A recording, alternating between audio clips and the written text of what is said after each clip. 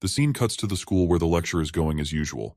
Our beta bullies are slacking off, and not surprisingly, Young Chan is busy taking notes.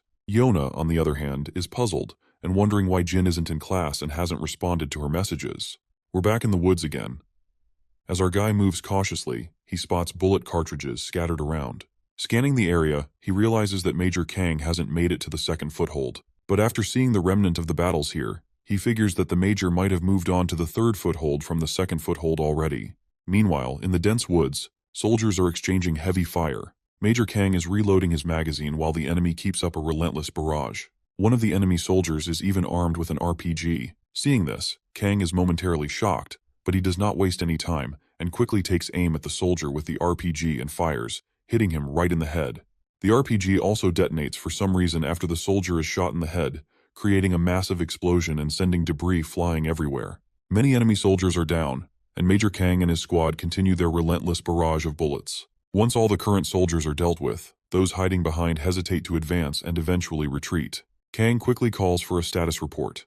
The soldier reports that no one else has been injured, but their ammunition is running low. It's hard to say for sure, but they might not have enough for another skirmish. Kang then asks how far the next foothold is. The soldier replies it's about 8 kilometers southwest, with an estimated travel time of 3 hours and 20 minutes. Kang isn't thrilled to hear this, because covering that distance on foot with civilians and wounded men, especially in such a dense jungle, is far from easy. The soldier also notes that the enemy seems to be using a pattern of ambush and retreat instead of launching a full-on attack. Kang grits his teeth after realizing that the enemy is deliberately trying to wear him down from the start, and they are even ready to sacrifice as many men as it takes to achieve their objective. He reflects that these men aren't fighting like trained soldiers, but are being strategically deployed by someone skilled in tactics. The attack seemed random at first, but after a few skirmishes, Kang noticed a pattern. The enemy's pursuit forced him to retreat from the first foothold to the second, and now they're driving him back from the second foothold as well. Also, the enemy is chasing him down as if they are already familiar with the path. His best option now is to defend the third foothold and hope that the rescue party arrives in time. No matter what it takes, Kang is determined to get his men back home safely. Back at the enemy base camp, a soldier reports to his leader that the enemy is following the predicted course, and he has already positioned the troops to block their way. The man with the eye patch grins, not surprised by this development.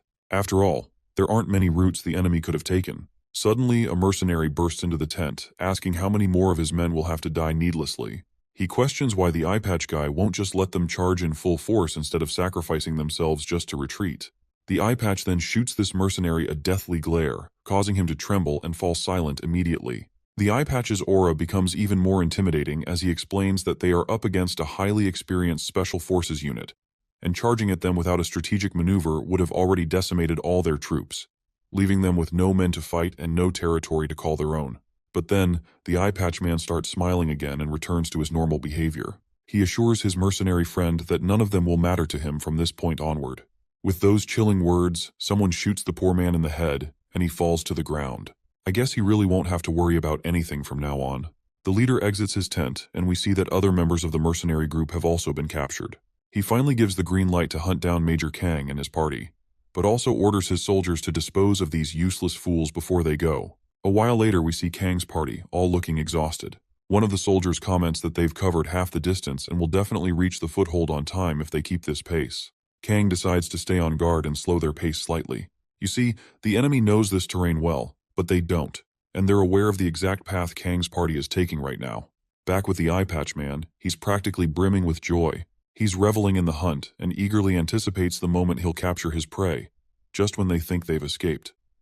He can barely contain his excitement, imagining how the fools will feel when they realize they've been screwed from the start. He's so thrilled that he orders his soldiers to inform the others that their prey will be arriving soon. Meanwhile, Kang and his party make their way through the terrain and come across the slaughtered bodies of the mercenaries scattered on the ground. Every one of them is dead, and Kang is left bewildered, with no clue about what's happening. It seems like our boy is the one who took all those soldiers down. Back at the enemy base, a soldier delivers some bad news to the leader. Apparently, the Alpha unit was waiting for the ambush, but they've lost contact with them. The boss is jolted in shock, demanding to know how this could possibly be true. The soldier explains that they've tried multiple times to reach the Alpha unit but have been unsuccessful. The eye patch man grits his teeth in frustration and angrily asks about the Delta unit, demanding to know if they are right behind the Alpha unit. The soldier replies that the Delta unit is closing in on the target, with almost 2 kilometers left to go. The boss orders his men to get in touch with the Delta unit and ensure they catch the prey no matter what. But then, he decides to contact them himself. Once the transmission is set up, he tells the Delta unit to report back. The man from the Delta unit reports back promptly, saying they're under heavy fire. The big boss is absolutely stunned to hear this, and demands to know what the hell he's talking about. In response, the man explains that they were ambushed while en route to the target. The big boss then asks who they're fighting, and the reporter responds that they have no clue about their enemy, but before he can say anything more, there's a loud bang, and the transmission abruptly ends.